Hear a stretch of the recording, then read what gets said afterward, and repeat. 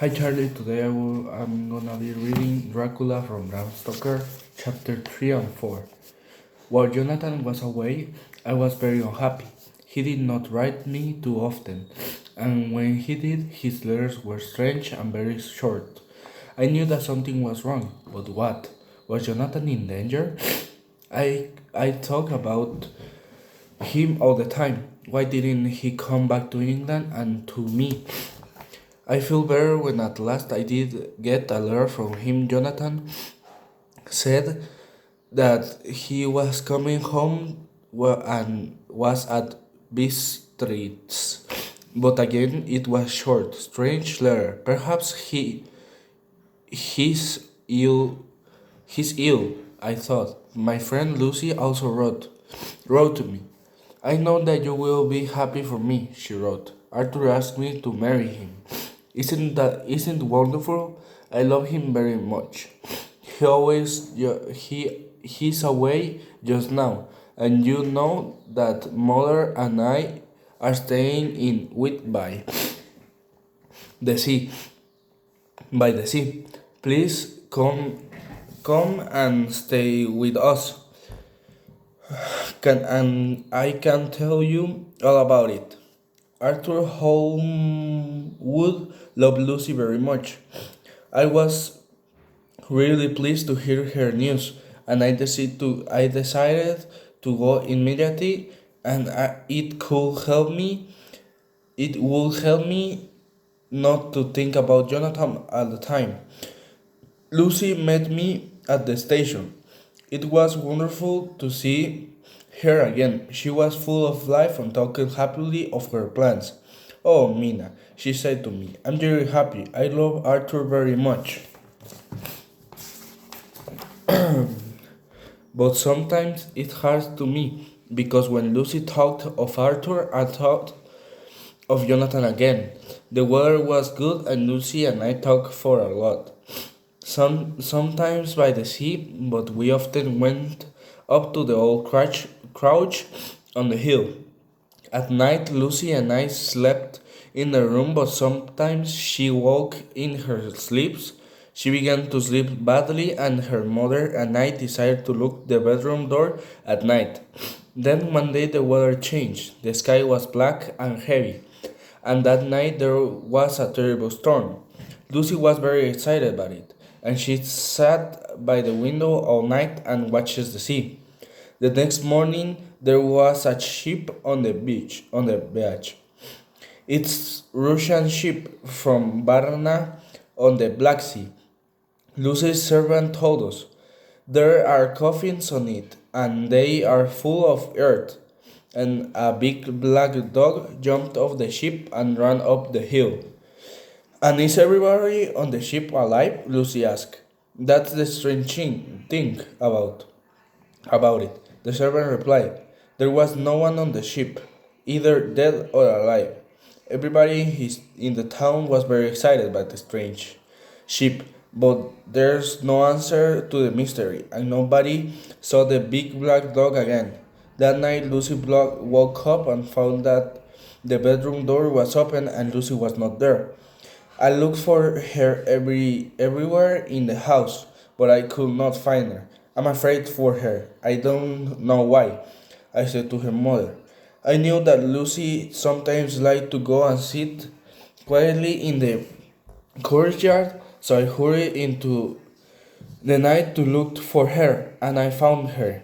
She was sitting in the courtyard, white in the moonlight, and I thought I saw something dark behind her.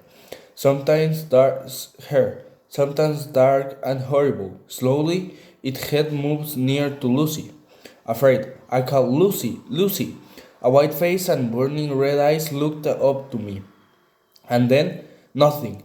Lucy was alone, asleep in the moonlight. I woke her, and she gave me a little cry. She put her hands to her neck, and I saw there were two little drops of blood there.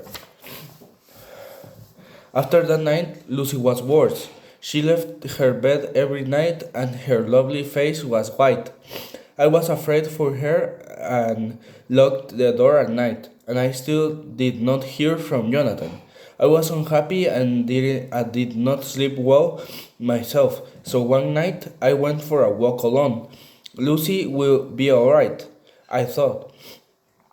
The door is locked, she can't get out, and no one can get in. But when I came back, I found Lucy by the open window. Lucy, I cried, but she did not reply. She was asleep, and near her, just outside the open window, there was something black, like a big bird. A day or two later, I had a letter. Jonathan was ill and in hospital in Budapest. Of course, I must go to him. Immediately, I said to Lucy. I did not want to leave her, but Jonathan was everything to me. He needs me, I said. And when at last I arrived in Budapest and held Jonathan in my arms, I felt happy. Jonathan was very ill, but he was getting better every day. He did not want to talk about his time in Castle Dracula, but he gave me his diary to read, and so I learned about Count Dracula and Jonathan's terrible adventure in the castle. But he escaped, and when he fell ill in the mountains, some workmen found him and took him to the hospital. Poor Jonathan, his face was white and thin, and he was still very afraid. But now we are together again and everything was all right. Jonathan and I were married on September 1st, and then we began our journey home. We arrived back in England on September 18th, and it was wonderful to be home again. Everyone looked happy on a warm autumn evening. When we drove through the streets of London, Jonathan smiled and said softly, "Oh, Mina, I love you. I love you too, Jonathan," I replied. I was truly happy, and suddenly Jonathan's face went white, and he cried out. He was looking at a carriage outside a shop. In it, there was a pretty girl with dark hair. She was waiting for someone, and near the carriage, watching the pretty girl, there was a tall, thin man with long white teeth and a very red mouth. "It's the Count," Jonathan cried, "here in London." Jonathan put his hands in his hand and said nothing for the rest of the journey. I was very afraid for him. Was it really true that horrible Count Dracula was here in London? When we arrived to home, there was a letter for Arthur Holmwood. Lucy was dead, my dearest Lucy, dead.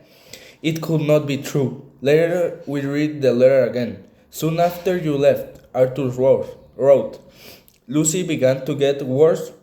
I did not know what to do. I knew only that I must do something quickly, so I asked our friend Jack Seward to come and see her. He's a doctor, I thought. Perhaps he can do something to help Lucy. He came at once, but in the end, nobody could help poor Lucy, and she died yesterday.